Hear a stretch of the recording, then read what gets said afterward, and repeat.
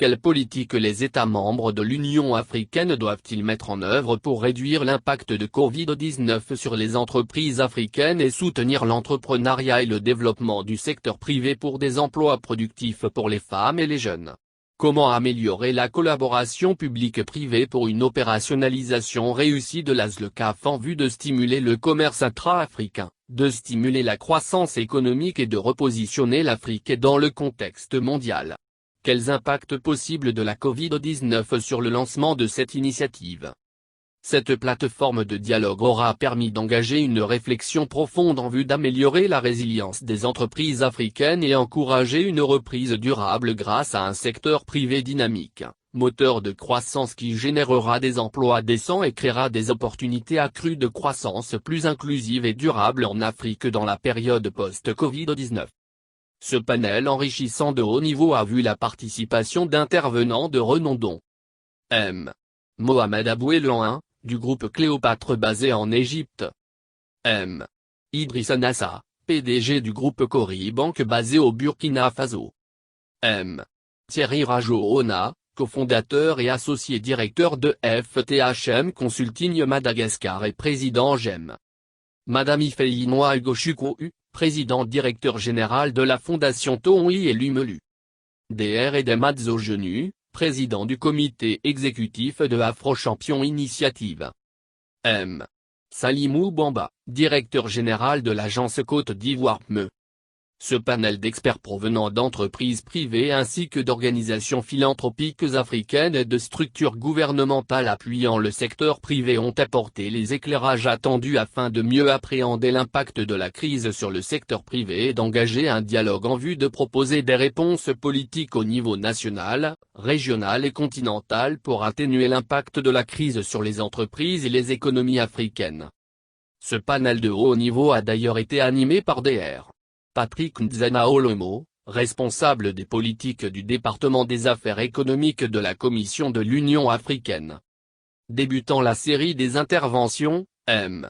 Mohamed Abou Elan, du groupe égyptien Cléopâtre a pour sa part recommandé aux pays africains d'accompagner le développement de l'industrie en veillant à stimuler et conserver la création de valeur ajoutée sur le continent africain.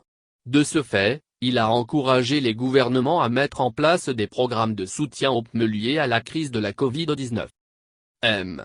Idrissa Nassa, PDG du groupe Cori Bank a interpellé les participants sur la nécessité face à la crise de la mise en œuvre de stratégies de maîtrise des économies à travers la production locale, en appelant les États africains à faire montre de confiance envers le secteur privé en privilégiant par exemple, les entreprises africaines pour l'exécution des marchés publics. Madame Ifeyinwa Ugochukwu, président directeur général de la Fondation Tohonyi et Lumelu a quant à elle incité les pays africains à croire au pouvoir transformateur de l'entrepreneuriat. Elle a poursuivi en révélant que le renforcement des capacités et la formation au leadership sont des facteurs clés pour construire des PME fortes et briser le cycle de la pauvreté et de la migration en Afrique tout en mettant l'accent sur la quatrième révolution, celle de la technologie et des infrastructures sous-jacentes que l'Afrique ne doit en aucun cas rater. Elle a conclu en lançant un appel afin que les initiatives privées et les structures publiques travaillent en parfaite collaboration afin d'accroître les dispositifs de soutien au secteur privé face à la crise de la Covid-19 et a réaffirmé la volonté de la Fondation Tohonyi et Lumelu à s'engager dans cette dynamique.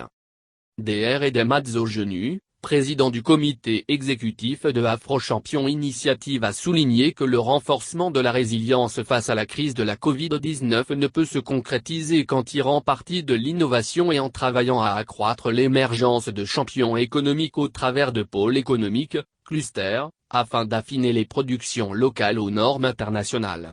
Il a également encouragé le commerce intra-africain avec la création d'une zone de libre-échange panafricaine dénommée ZLEC. Zone de libre-échange continentale, tout en insistant aussi sur l'importance de l'inclusion financière.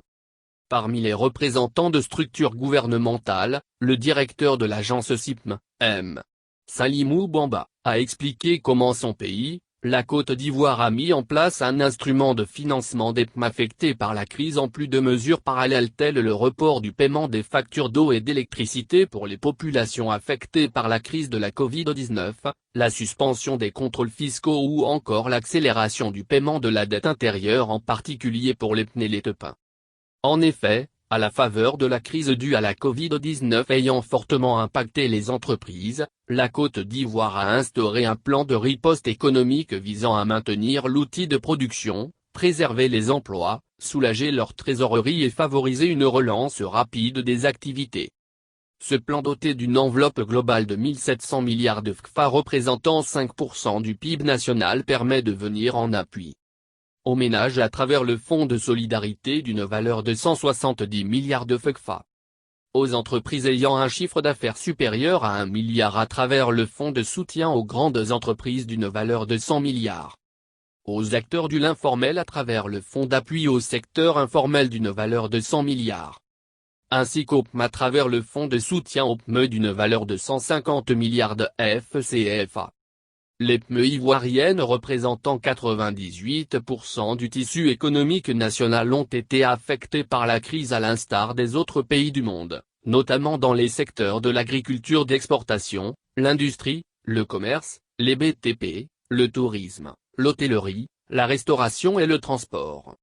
Afin d'assurer la transparence du processus et permettre la soumission à toutes les PME sur l'ensemble du territoire ivoirien, une plateforme en ligne de soumission a été mise en place, www.fespme.agencecipme.ci. Les participants comprenant les représentants du secteur privé, notamment les femmes et les jeunes entrepreneurs, les États membres, les communautés économiques régionales, les institutions financières panafricaines, les institutions universitaires et de recherche africaines ont particulièrement apprécié cette initiative du gouvernement ivoirien qui fait ainsi partie du nombre très limité de pays africains à avoir initié un soutien dédié au secteur privé face à la crise à travers un plan de riposte économique.